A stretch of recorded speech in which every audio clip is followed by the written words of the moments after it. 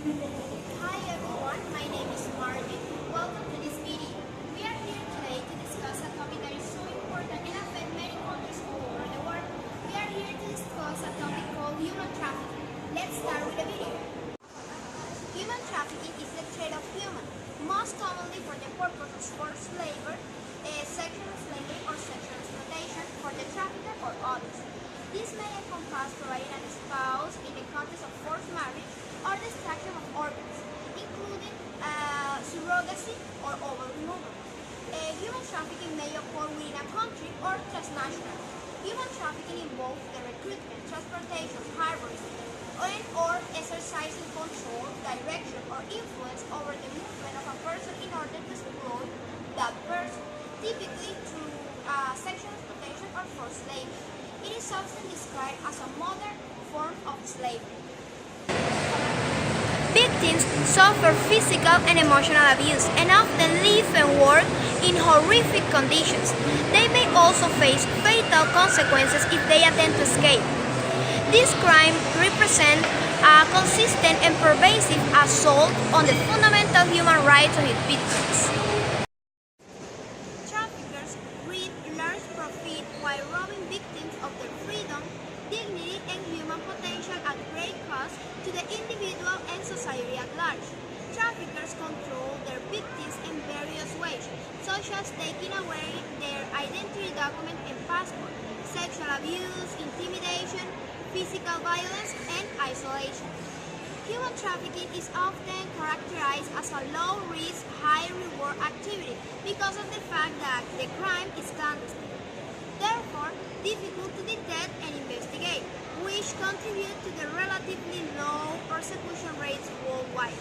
Victims can be exploited over and over again for the financial and material benefits of the trafficker, making this crime lucrative. The United Nations (UN) has estimated that this illegal activity generates approximately $32 billion annually for its perpetrators. Trafficking in persons is a serious crime and a grave violation of human rights. Every year, thousands of women, men, and children fall into the hands of traffickers in their own country or abroad. Almost every country in the world is affected by trafficking, whether as a country of origin, transit, or destination of victims. Human trafficking is a crime against the person because of the violation of the victim's right of movement through coercion and because of their commercial exploitation.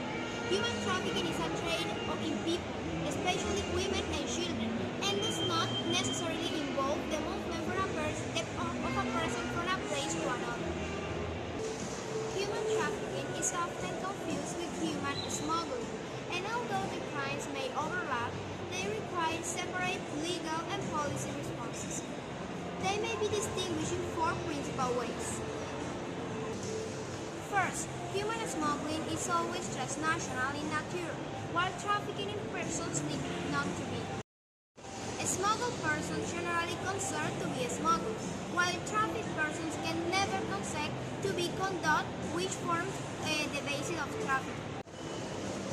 Third, smuggled persons are generally free to do what they want once they arrive in the country of destination. In contrast, trafficked persons have their liberty curtailed and are compelled to provide their labor or services. Finally, smugglers may profit through the fees associated with their services. Traffickers, on the other hand, profit through exploiting the labor of service of trafficked persons. According to the information we now know about human trafficking, we can say that human trafficking has three important elements. Let's see each of them.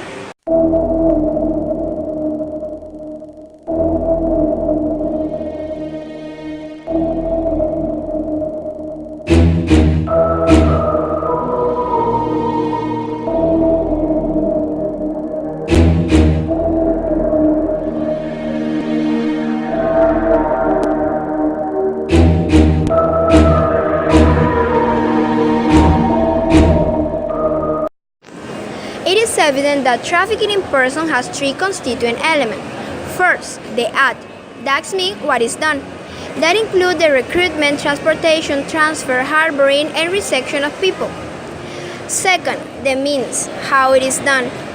That could be using the force, coercion, abduction, fraud, deception, abuse of power or vulnerability, or giving payment or benefits to a person in control of the victims. The number three, that means the last one, is the purpose, why it is done. For the purpose of exploitation, which include exploiting the prostitution of others, sexual exploitation, forced labor, slavery, or similar practices, also including the removal of organs. To ascertain whether a particular circumstance constitutes trafficking in person, consider the definition of trafficking in the Trafficking in Person Protocol and the constituent element of the offense as defined by relevant domestic legislation. Human trafficking is the world's fastest growing global crime.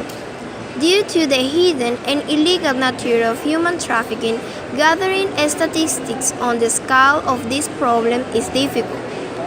The following statistics may represent an underestimation, but are the most credible and frequently quoted.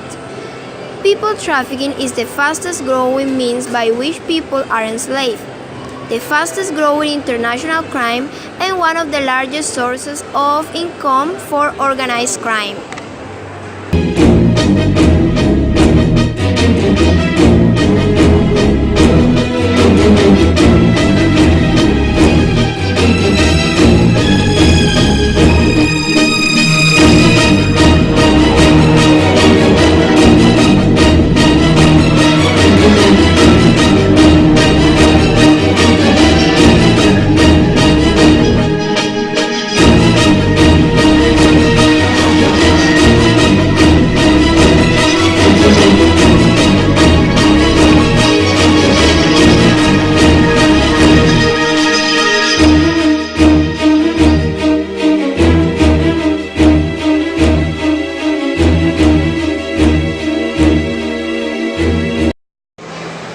We have talked a lot about human trafficking. Now let's see some facts.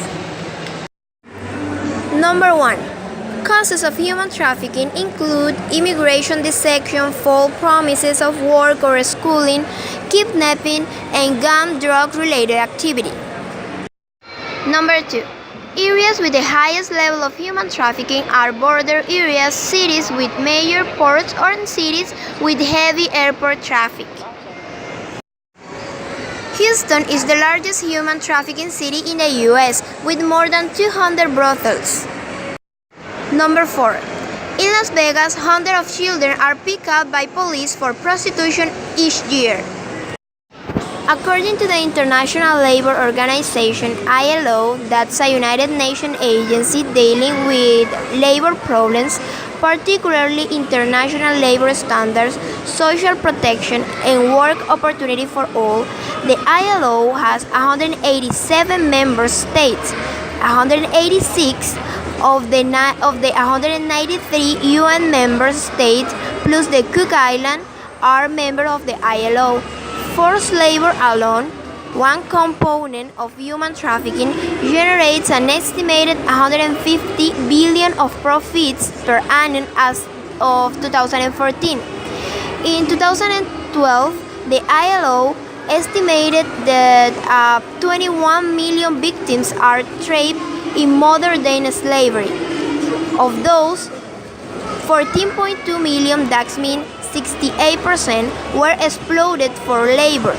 4.5 million, that means 22%, were sexually exploited, and 2.2 million, that means the 10%, were exploited in a state-imposed forced labor. Many people believe that there's nothing we can do to stop or to reduce the level of people trafficking. That's not true. We can start, first of all, knowing how to identify a victim. If we see or we know somebody who could be suffering that kind of problem, who could be a victim of human trafficking, the first thing we have to do is to call the police or call somebody who really can provide a response, who really can help that person. For example, call the hotline that receive that kind of phone call. Also, we have to know what kind of aspects make a part of human trafficking. In that way we can identify situations that can involve human trafficking. Also, we should avoid by sexual services. In that way, we can reduce the level of people traffic, the people traffic for that kind of services, for that purpose. So, if we work together, we can find a resolution thinking not only in ourselves, but also in the next generation, in the people that is suffering that kind of problems.